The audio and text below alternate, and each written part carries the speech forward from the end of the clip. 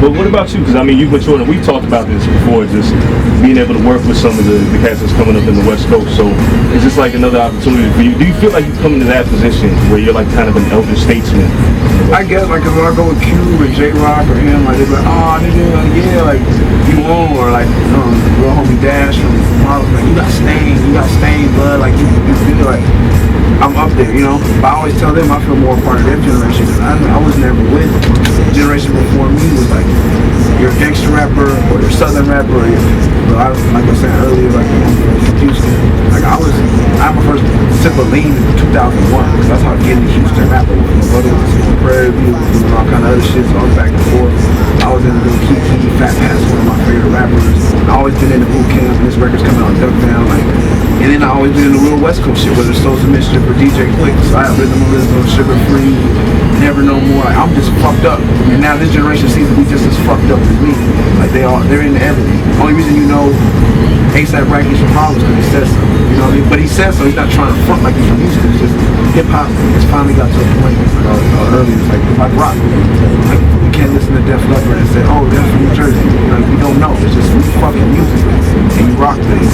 And they're not trying to front like that. It doesn't matter where you're from. Hopefully it gets to a global level. Kids like, you know, there's just a band from Africa. There's people that are doing hip hop. And hopefully it gets to that point where it's just hip hop. And it's dope. Because Bun B should influence me just as much as Nas, just as much as Ice Cube.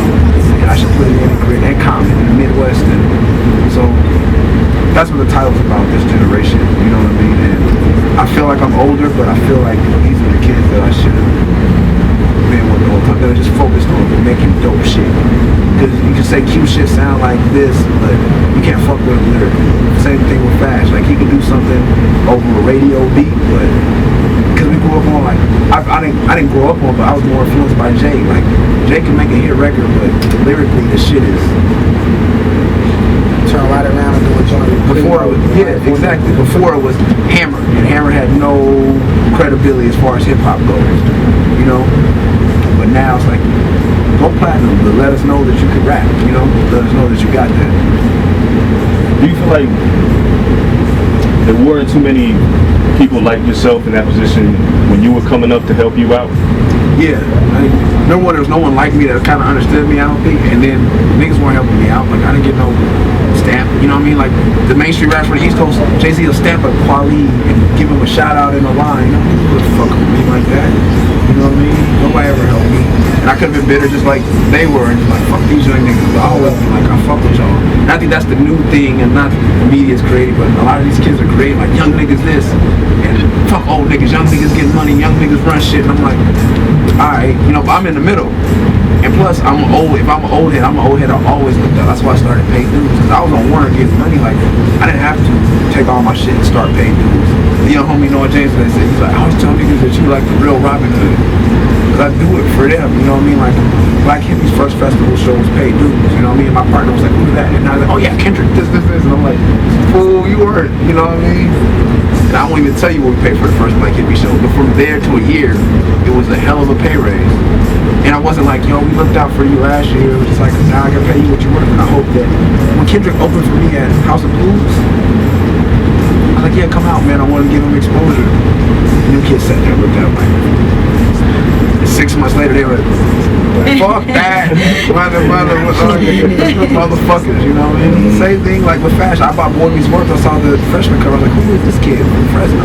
Who raps from Fresno? Who thinks they can rap good from Fresno? You know what I mean? What does it mean for you, Fash, when somebody like Murs and say stuff like that about you? I mean, it's very complimentary of what you've done so far. It just makes me feel proud that I took the route that I took, that I am the kind of MC that I am. One who's not afraid to, be an individual, be himself, and one who looks at the past and studies the past, but doesn't try to mirror it, extracts from it, and things of that nature, but really taking his own path, and it's just it's amazing that when you say that stuff about me, I'm flattered. That's the only word I can.